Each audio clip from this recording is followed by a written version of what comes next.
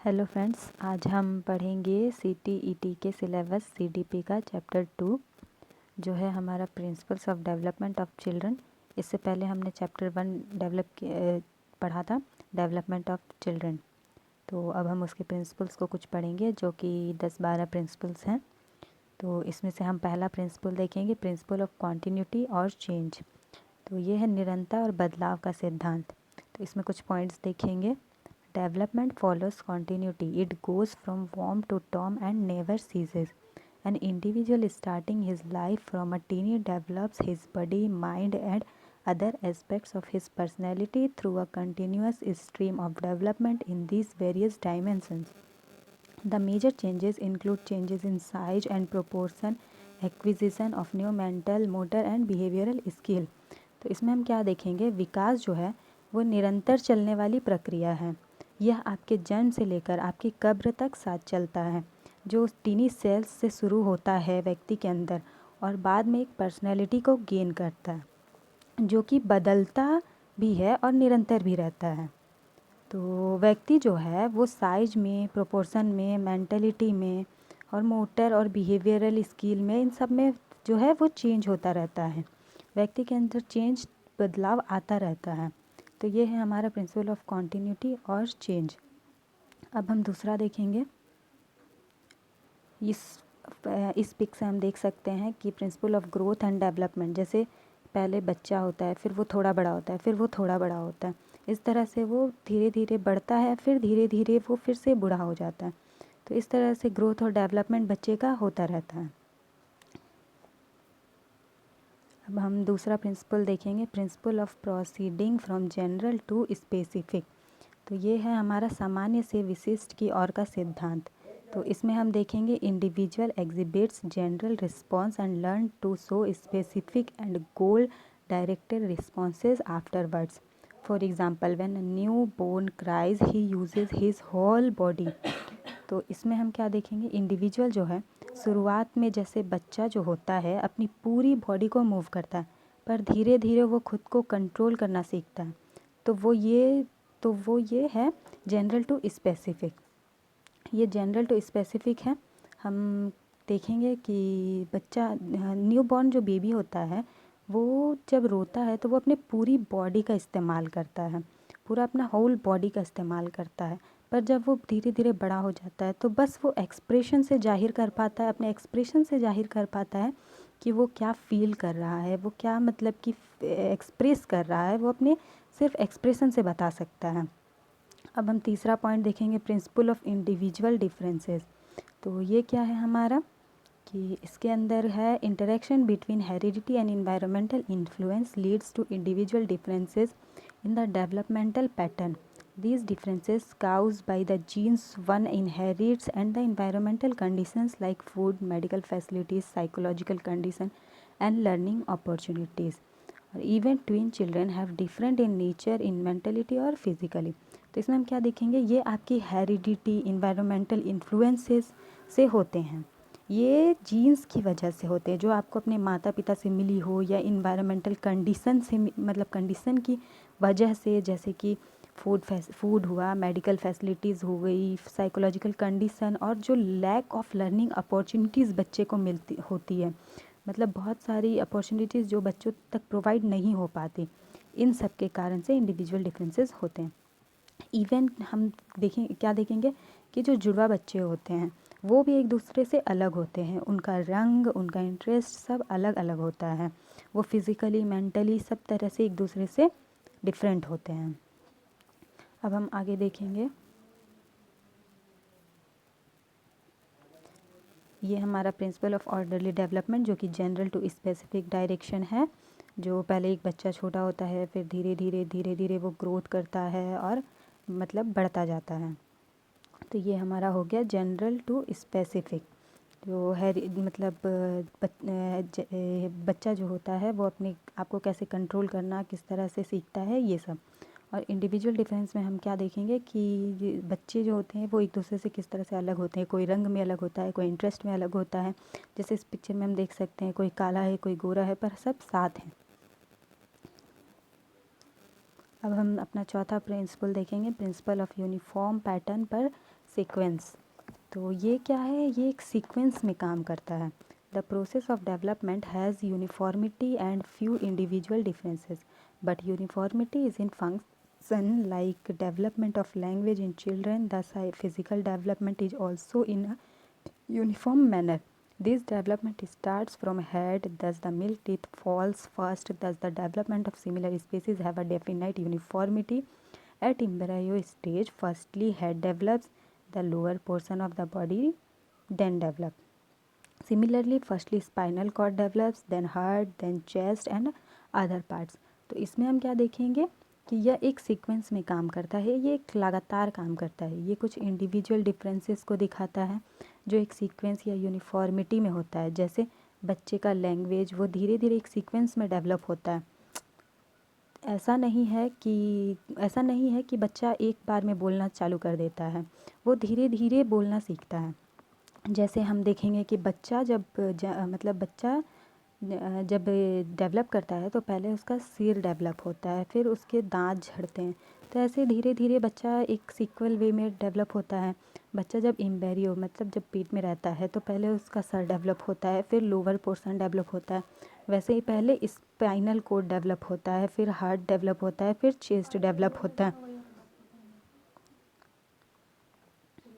तो ये हम सीक्वेंशियल डेवलपमेंट देख सकते हैं, जो कि फिज़िकली बॉडी को डेवलप किस तरह से स्ट्रक्चर डेवलप होता है बॉडी का।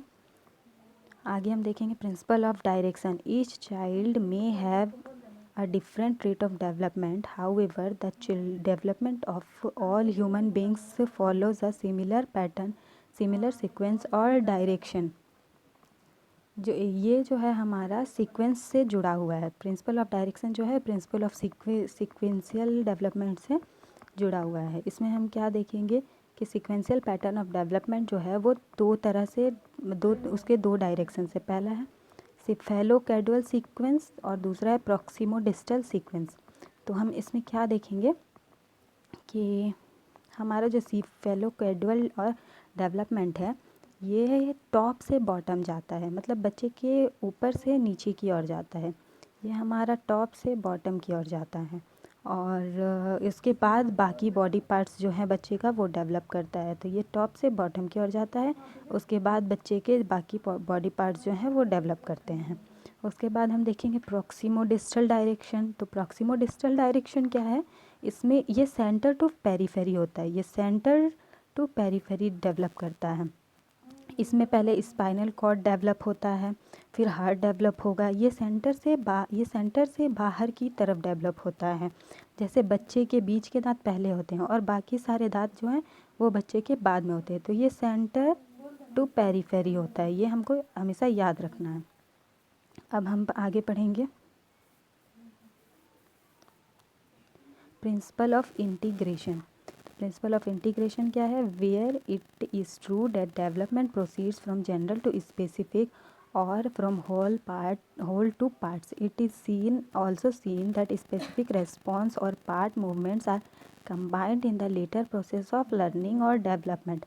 It is the integration of whole and its part as well as of the specific and general responses that make a child develop satisfactorily in the various dimension of his growth and development. तो इसमें हम क्या देखेंगे, development जो है वो general to specific होता है, ये होल टू पार्ट जाता है। पहले आप होल बॉडी को मूव करते हैं, फिर पार्ट्स में बॉडी को मूव करना सीखते हैं। तो ये whole to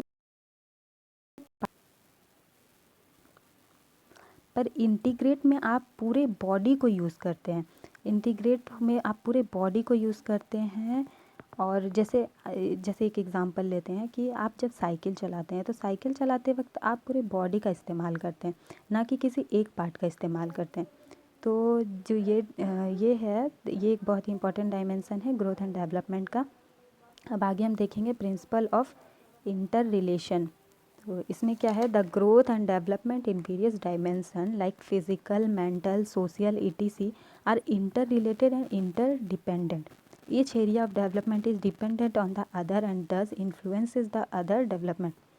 that is why the child having poor physical development tend to regress in emotional, social and intellectual development. इसमें हम क्या देखेंगे, ये जो है इंटर रिलेशन, आपस में जुड़े रहने का सिद्धांत, मतलब ये फिज़िकल, मेंटल, सोशल, ये तीनों जो हैं ये तीनों आपस में जुड़े हुए हैं, एक दूसरे के बिना ये बिल्कुल मतलब कि ये तीनों एक दूसरे पे बिल्कुल डिपेंडेंट है, इंटर रिलेटेड है।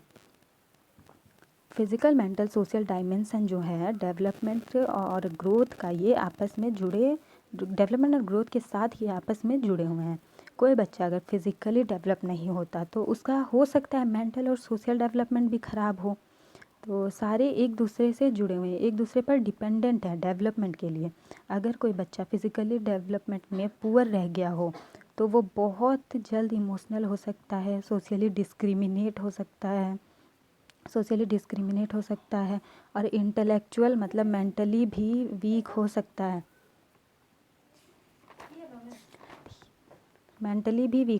है, अब हम आगे क्या देखेंगे, हमारा आगे का है, ये पिक हम देख सकते हैं principal of inter related development का, कि हमें सोशली, मेंटली और इमोशनली सारी तरह से डेवलपमेंट चाहिए होती है। ये तीनों टाइप की डेवलपमेंट जो है वो बहुत ज़्यादा ज़रूरी है, हम मतलब एस्पेक्ट जो है ये बहुत ज़्यादा ज़रूरी है डेवलपमेंट के लिए। अगर इनमें से एक भी नहीं होता तो ये तीनों वर्क नहीं कर सकते, एक दूसरे के बिना ये तीनों वर्क नहीं कर सकते। अब हम अपना दूसरा देखेंगे, 8वां पॉइंट जो है principle of maturation and learning. ये क्या है, मैच्योरेशन और लर्निंग बहुत महत्वपूर्ण है। अगर कोई बच्चा कुछ सीखना चाहता है पर उसके अंदर मैच्योरिटी की कमी है तो वह कभी नहीं सीख पाएगा। Maturation is unfolding of characteristic potentially present in the individual. For example, creeping, crawling, walking comes with maturation. These characteristics come from individual's genetic inheritance. Maturation जो है वो इंडिविजुअल के अंदर पहले से ही मौजूद होता है, जैसे क्रीपिंग, क्रॉलिंग, वॉकिंग, ये सब जो है वो मैच्योरेशन के साथ आते हैं। तो इंडिविजुअल के ये सारे कैरेक्टरिस्टिक्स जो हैं वो जेनेटिक इनहेरिटेंस के अंदर आते हैं। अब हम आगे देखेंगे principle of joint product of heredity and environment. ये क्या है, ये है अनुवांशिकता और पर्यावरण का जॉइंट प्रोडक्ट, गुणन फल है ये अनुवांशिकता और पर्यावरण का। तो इसमें हमारा क्या हो जाएगा कि child growth and development is the joint product of heredity and environment.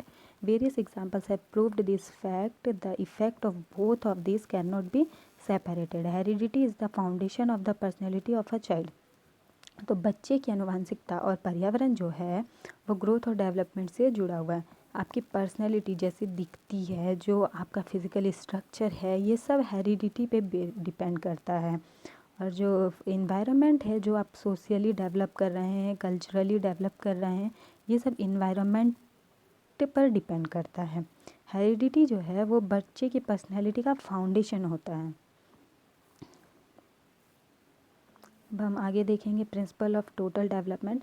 तो ये प्रिंसिपल ऑफ टोटल डेवलपमेंट जो है ये हमारा इंटर रिलेशन के साथ जुड़ा हुआ है, जो इंटर रिलेटेड डेवलपमेंट है वो उसी के साथ जुड़ा हुआ है हमारा total development. The physical development in human beings is as per time and side by side the physical aspect of human personality also develops like social, physical, emotional, mental etc. तो इसमें भी हम वही देखेंगे कि ये सारे जो ह्यूमन की पर्सनैलिटी है वो सोशल, फिजिकल, इमोशनल, मेंटल सब पे डिपेंड करती है। अगर ये सब उसका डेवलप होता है तो ही एक व्यक्ति पूरा socially, emotionally, physically total development कर पाएगा। All these aspects are dependent on each other and affect each other. Thus a teacher should take care of all the aspect of a child. तो ये सारे जो एस्पेक्ट हैं वो एक दूसरे पर डिपेंड करते हैं, एक दूसरे को इफ़ेक्ट करते हैं। तो एक टीचर को हमेशा यह ध्यान रखना चाहिए कि वो चाइल्ड के सारे एस्पेक्ट को डेवलप करे। आगे हम पढ़ेंगे इस principal of spiral versus linear development. तो ये क्या है हमारा, ये है घुमावदार और सीधा। स्पाइरल घुमावदार और लीनियर है हमारा सीधा। तो ये उस घुमावदार और सीधा रेखा में चलने वाला डेवलपमेंट है। तो the child does not proceed straight on the path of development with the constant of steady pace. He makes advancement during a particular period but takes rest in the next following period to consolidate his development in advance further. Therefore, he turns back and makes forward again like a spiral. बच्चा कभी straight नहीं जाता, उसके अंदर चीज़ें develop होती हैं, फिर वो कभी ख़त्म हो जाती हैं, फिर आगे चलकर वो फिर से मतलब बाहर आती है। तो ये बैक और फॉरवर्ड का मतलब कि कॉन्सेप्ट है। ये कभी बैकवर्ड चलता है, कभी फॉरवर्ड चलता है। एडवांस होने के लिए आप कभी आगे चलते हैं, कभी पीछे चलते हैं।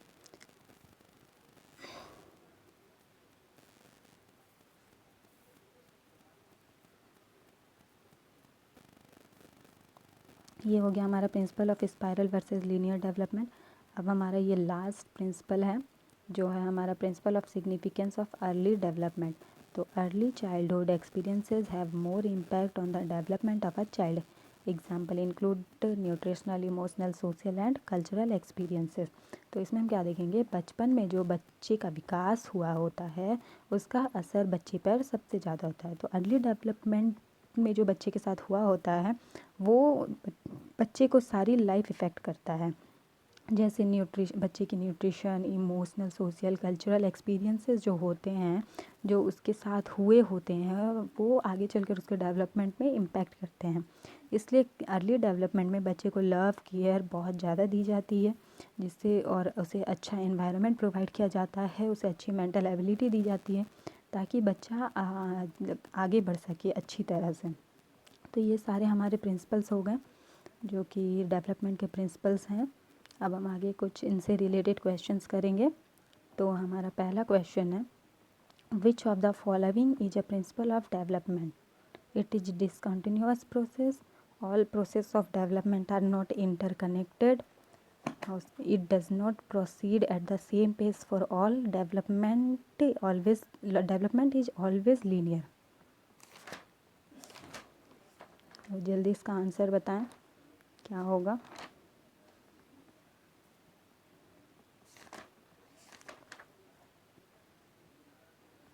बिल्कुल इसका आंसर होगा C. It does not proceed at the same pace for all. दूसरा क्वेश्चन हमारा, development is sequential and slow process, which among the following thinkers is associated with this thought? पहला मैस्लो, स्किनर, एरिस्टोटल, लोवोस्की। Development जो है वो sequential process और slow process है। ये किसने कहा था? ये कहा था स्किनर ने। इसका आंसर होगा बी।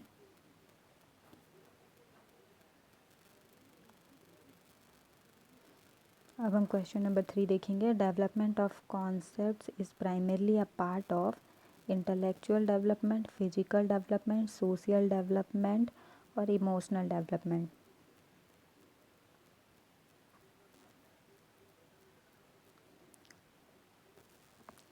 इसका आंसर होगा ए, intellectual development.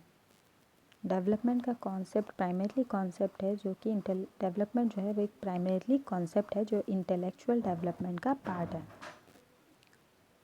Question number 4, development is never ending process, this idea is associated with principle of interrelation, principle of continuity, principle of integration, principle of interaction.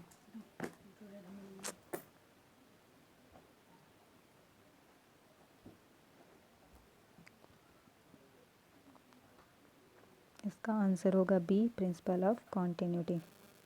Development is never ending process, मतलब ये continuity है, वो कभी भी and नहीं हो सकता।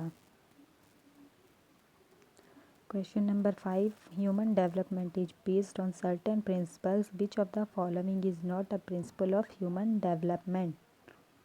इनमें से कौन सा एक प्रिंसिपल नहीं है? Sequentially, general to specific, reversible, continuity. Sequentially है, जनरल टू स्पेसिफिक है, कॉन्टिन्यूटी है, तो बिल्कुल इसका आंसर होगा reversible. Question number 6, which of the following are the external factors affecting the interest of student in classroom?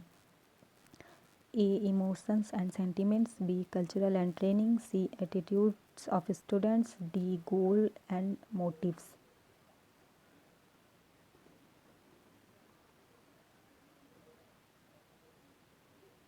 तो इसका आंसर होगा कल्चरल एंड ट्रेनिंग।